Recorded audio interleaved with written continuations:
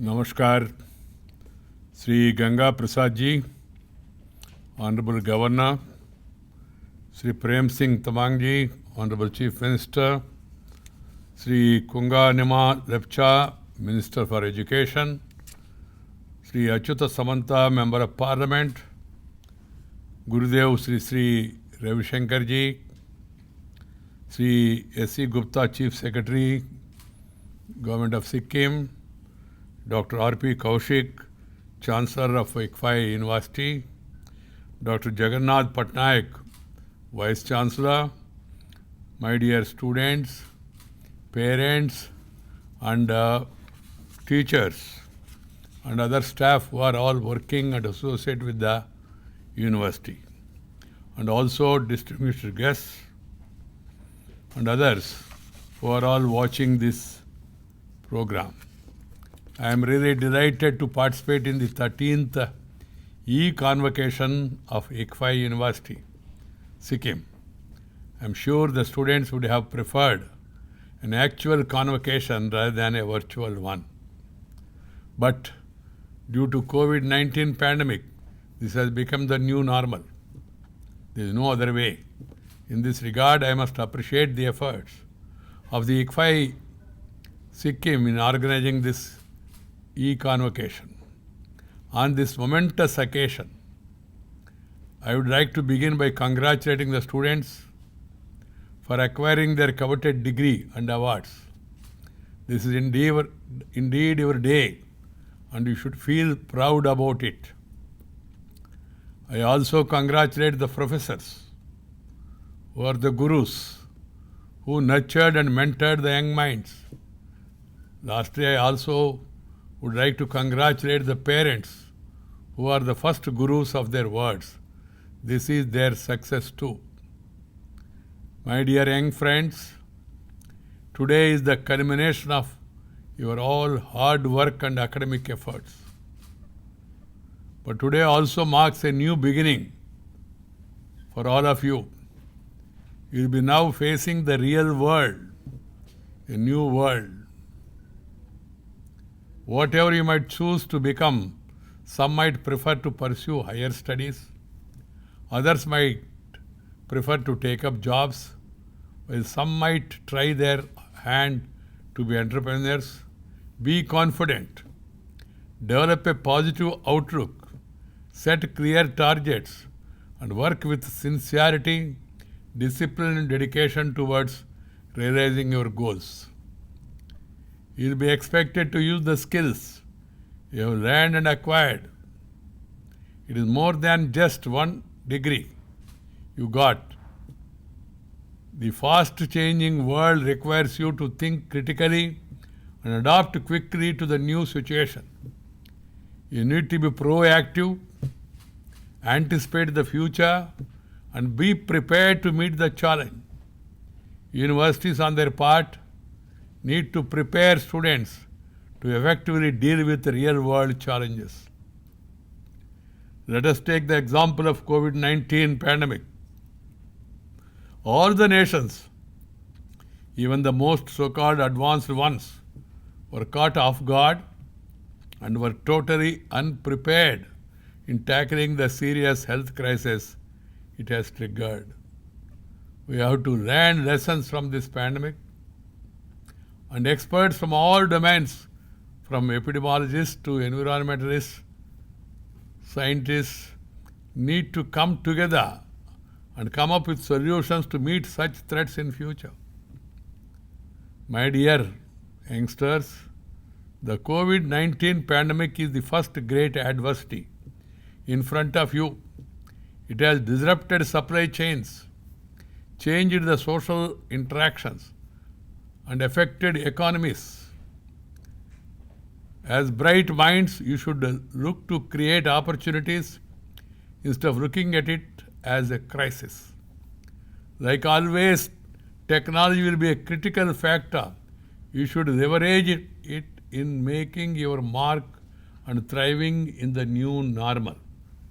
For those of you seeking to become job creators, there cannot be a better place to implement your business ideas than India right now.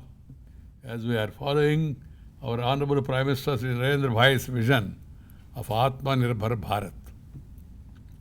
My dear sisters and brothers, educational institutions and universities are expected to produce well-rounded and compassionate human beings, and not mere degree holders. They should bring about the best in each individual with great foundation values. Often this aspect gets ignored or sidelined in the race for paychecks. Education without values is no education at all. As Gurudev Rabindranath Tagore ji put it, and I quote, "The highest education is that which does not merely give us information, but makes our life in harmony with all existence." Take climate change for instance. It is already here, impacting us. We certainly need to equip our engineers and technologists to create new defenses and come up with innovative out-of-box solutions to meet the challenges posed by extreme weather events. No human intervention can totally withstand nature's fury, but we have to minimize its impact. The holistic solution to combat climate change should include a value-based education that respects nature. A complete education also nurtures humanistic values in students. That's why I always say nature, culture together for better future. Try to learn to respect the nature. Follow our culture, ancient culture. It should be remembered that basis in life values had always been emphasized in our ancient systems. We were taught to live in harmony with nature. Our Vedas and Upanishads mandate our duties towards self, family, society, and nature. Education was thus complete in all respects. Our ancient times and Gurukul systems was known for it. This is what gave us our title of Viswaguru.